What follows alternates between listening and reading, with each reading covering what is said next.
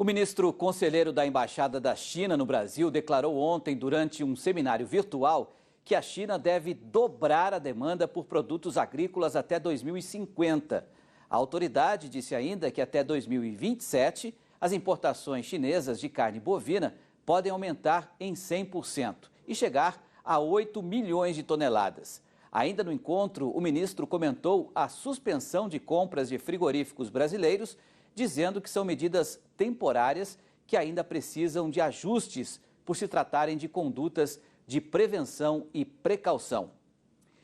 E a gente vai tentar entender melhor esse aumento expressivo do apetite chinês por produtos agropecuários com o presidente da Câmara de Comércio e Indústria Brasil-China, o Charles Tang, que está aqui conosco.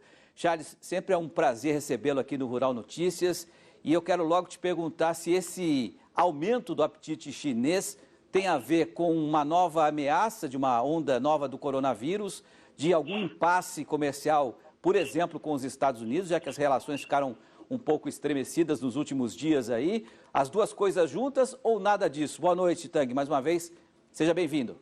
Tudo bem, é um prazer estar com o Canal Rural e contigo, de novo. E, basicamente, a China vai aumentar bastante o seu consumo, porque o povo chinês está cada vez ficando mais próspero. Logicamente, com esse coronavírus, no primeiro trimestre, a China teve uma queda no seu PIB, né?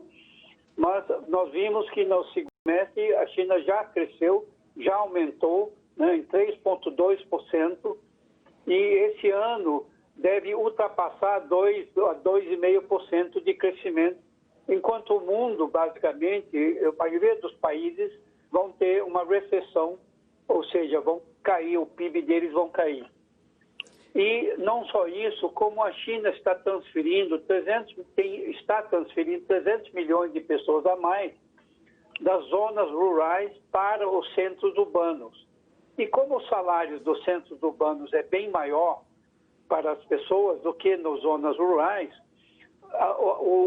a receita disponível para consumo e, logicamente, cada vez mais, os chineses com disponibilidade de receita, eles querem comer comidas de maior valor agregado, por exemplo, como carne.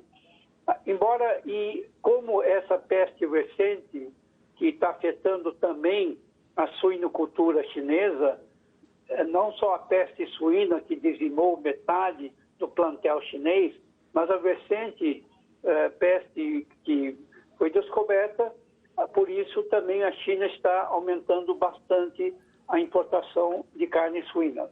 E aí, Tang, se você me dá um gancho em relação à importação de carne suína pela China, aumentou 128%, mesmo a China tentando já recuperar a sua produção interna lá, né? Isso significa que quem investiu em plantas aqui no Brasil e tem como a China um dos principais parceiros, não precisa ficar tão preocupado nesse momento? A China vai continuar comprando forte carne suína aqui do Brasil? Sem dúvida. Logicamente, a China está recuperando o seu plantel, né? E a China vai conseguir aumentar sua produção de suínos e de aves. O que a China não vai conseguir aumentar, e por isso que o ministro conselheiro diz que vai aumentar em muito o consumo de carne bovina, é que a China não tem como aumentar o seu plantel de gado, porque a China não tem terra disponível para criação de gado como o Brasil tem, né? Então, como eu falei, aves e suíno, que não ocupa tanto terra, a China vai conseguir aumentar. E já está a caminho de aumentar para repor o seu rebanho suíno. Mas para a carne bovina fica mais difícil, né? Agora, Tang, a gente tem para encerrar uma última questão para você. A gente, aqui do Canal Rural, apurou com exclusividade com Itamaraty de que a China estaria exigindo, a partir de agora, risco zero para importação de carne brasileira bovina. Eu queria saber o que significa exatamente isso e se é uma exigência temporária, como é que isso pode impactar essa negociação aí?